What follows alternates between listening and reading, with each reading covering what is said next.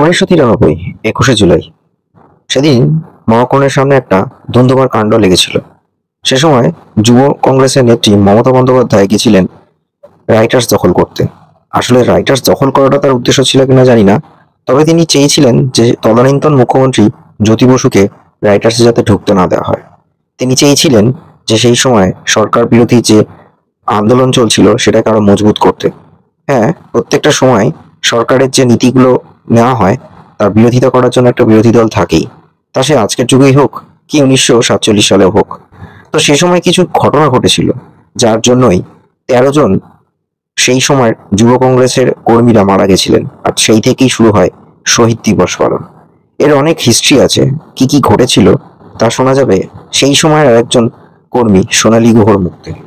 আমাদের বাড়ির পাশে মানে মমতাদি বলেছেন যে তোরা মুসলিম মেয়ে এসে যে যদি ওর গাড়ি একটাই, আমি তো তখন বিয়ে হয়নি, আমার পক্ষে মুসলিম মেয়ে সাজা সোজা, আমি ঘন্টা দিয়ে বসেছি। এই কথাটাই সম্পূর্ণ সোনালী গুহ নিজে বলেছেন। এই কথার সত্যতা হয়তো জানা নেই। হ্যাঁ, 2008 সালে সিঙ্গুরে একটা আন্দোলন হয়েছিল, আমরণ অনশন। সেখানে অনেকে অনেক কথা বলেছিল যে রাতের বেলা নাকি কেউ অনশন ভেঙে জুস খেত আর দিনের বেলা অনশনের ভান করতো।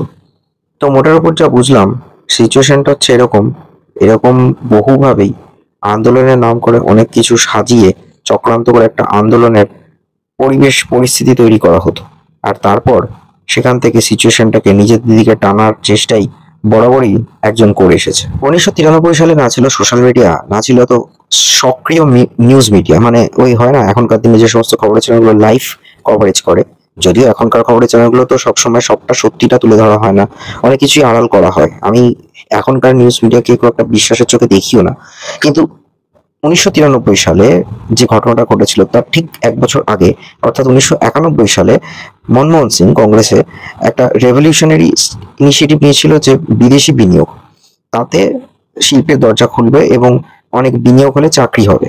কিন্তু সেই সময় আমাদের রাজ্যে বিশেষ করে সিপিআইএম কিছু নিয়ম নীতি এমন করেছিল যে এখান থেকে বহু কোম্পানি উঠে চলে গেছিল, এটা অস্বীকার করার জায়গা নেই। সে সময় বহু চটকল বন্ধ হয়ে যাচ্ছিল, পাট শিল্প ধুঁকছিল, বেকারত্ব বাড়ছিল এবং সেই সময় থেকেই বহু মানুষ বাইরে কাজ করতে যাওয়া শুরু করে, এটা ঠিক। এবং স্পেশালি সে সময় গুজরাটিদের বেশি প্রাধান্য দেওয়া হচ্ছিল এবং সেখানে কলকারখানাগুলো তৈরি হচ্ছিল।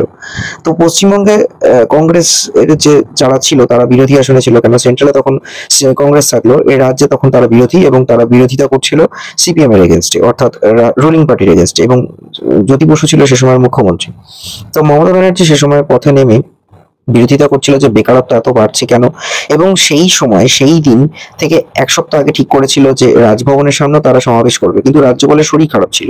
তারপর 21শে জুলাই তারা ধর্মতলা চত্বরে বসে যে তারা রাইটার্সে ঢুকতে দেবে না মুখ্যমন্ত্রীকে, এবং সেই সময় তারা আন্দোলন করছিল। এবং আন্দোলনের সময় তখনকার দিনে সৌগত রায়, সুব্রত বক্সী, মদন মিত্র অনেকেই ছিল যারা এখন বরিষ্ঠ নেতা। কিন্তু এই আন্দোলন করতে করতে পুলিশ হঠাৎ করে লাঠিচার্জ শুরু করে এবং জ্যোতি বসুকে ঢুকতে বাধা দেওয়া হয়। তখন অনেকেই নানা রকম ভাবে ছলাকলা ভাবে চেষ্টা করে যে মুসলিম সেজে বোরকা পরে দেখানোর চেষ্টা হয় যে মুসলিমদের ওপরে আন্দোলন করছে বা লাঠিচার্জ করা হচ্ছে, এই একটা ইস্যু ক্রিয়েট করার চেষ্টা হয়। কিন্তু পুলিশ সে ব্যাপারটাকে ধরে ফেলে, পয়েন্ট ব্ল্যাঙ্ক রেঞ্জ থেকে কয়েকজনকে মারা হয়, তাতে 13 জন মারা গেছিল। এটা নিয়ে অনেকে বলেছিল যে জ্যোতি বসু নাকি লাঠিচার্জ করা বা গুলি চালানোর নির্দেশ দেয়নি, কিন্তু সে সময় মনীশ গুপ্ত, তুষার তালুকদার যারা কমিশনার পদে বা স্বরাষ্ট্র সচিব পদে ছিলেন তারা এই সিদ্ধান্তগুলো নিয়েছিল, নইলে মুখ্যমন্ত্রীর উপর নাকি প্রাণহানির আশঙ্কা হয়ে গেছিল। সেই জন্যই তারা এই লাঠিচার্জ এবং পরে গুলি করে, তাতে 13 জন মারা যায়। মানে সে সময় দেখা যায় যে মমতা ব্যানার্জিও যথেষ্ট উইন্ডেড হন এবং তাকে হসপিটালে নিয়ে যাওয়ার ব্যবস্থা করা হয়। তারপর তিনি ফিরে আসার পর সেই দিন থেকে এই 13 জন যে মারা গেল তাদের পক্ষে শহীদ দিবস সূচনা করেন মমতা ব্যানার্জি। এটাই হলো মমতা ব্যানার্জি কর্তৃক শহীদ দিবসের পালন, যা পরবর্তী সময়ে এখনকার দিনে টিএমসির একটা বড় সভা এবং সেখান থেকেই ভোটের প্রচার কৌশল এগুলো নির্ধারণ করা হয়ে থাকে। বাট এটা মানতে হবে যে এখনকার দিনে যারা নবান্ন আন্দোলন ডাক দেয় তাদেরকে পুলিশ যেভাবে ব্যারিকেড করে যেভাবে ঘিরে রাখে, সে সময় পুলিশের হয়তো সেই ব্যবস্থাগুলো ছিল না, যার জন্য যেভাবে লাঠিচার্জ হয়েছিল, যেভাবে আন্দোলনকে মানে বন্ধ করার জন্য পুলিশ গুলি চালাতে হয়তো বাধ্য হয়েছিল, তাই কয়েকজন মারা গেছিল।